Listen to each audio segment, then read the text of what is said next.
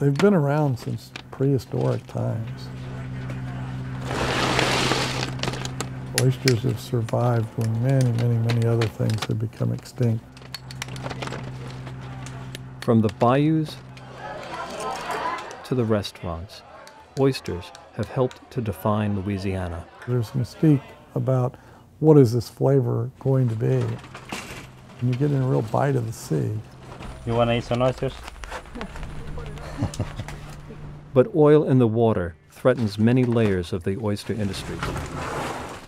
One example, the burlap sacks. I have on hand 240,000 bags. Normally I could sell that in 2 months. I'm hoping I can sell it in the next 2 years.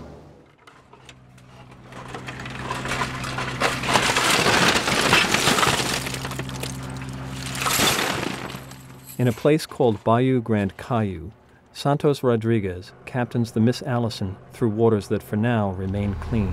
I've been doing this since 1982. You know, I don't know what's going to happen tomorrow or in 6 months. They will haul and measure their catch with a very traditional method. Old but resilient burlap sacks. Each sack, weighing about 100 pounds, equals $14 for Captain Rodriguez and $3 for each deckhand.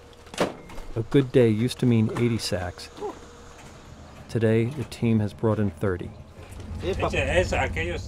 Mr. Rodriguez says his family is worried. They tell me that I need to look for another job, but this 27 years I've been working in this, and I really don't know how to do something else.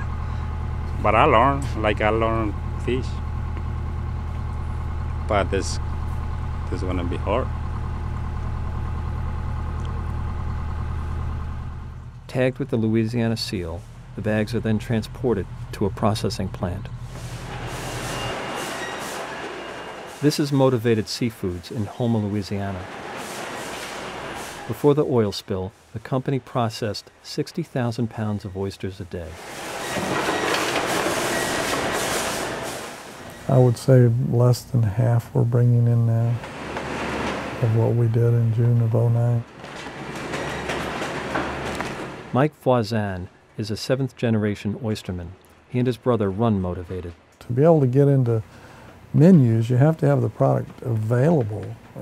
You can't miss orders too often, and that's one of the challenges we're having right now. With 60% of his oyster beds closed and less product coming in, Mr. Voisin has cut down his staff. He's eliminated the night shift altogether.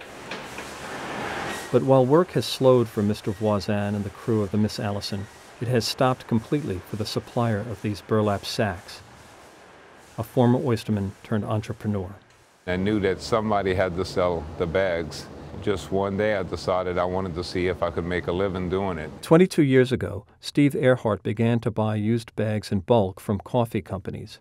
He sorted and baled the bags and then resold them to seafood distributors. Let's see, 2, 4, 6, 8, 10, 12, 13,000 bags right here that you can see. He called his company Steve's Burlap Sacks.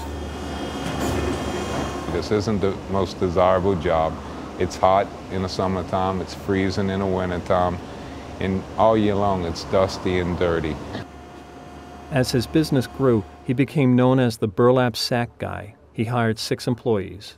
Each one of these flaps represents 100. We have 400 in the machine right now.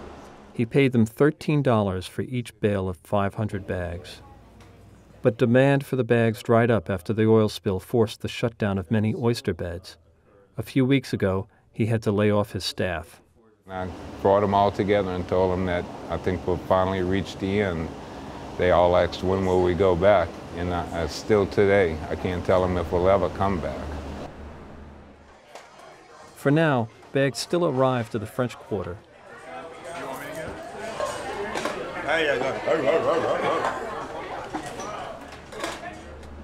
But 60 miles to the east, in an empty warehouse, a businessman wonders about what comes next.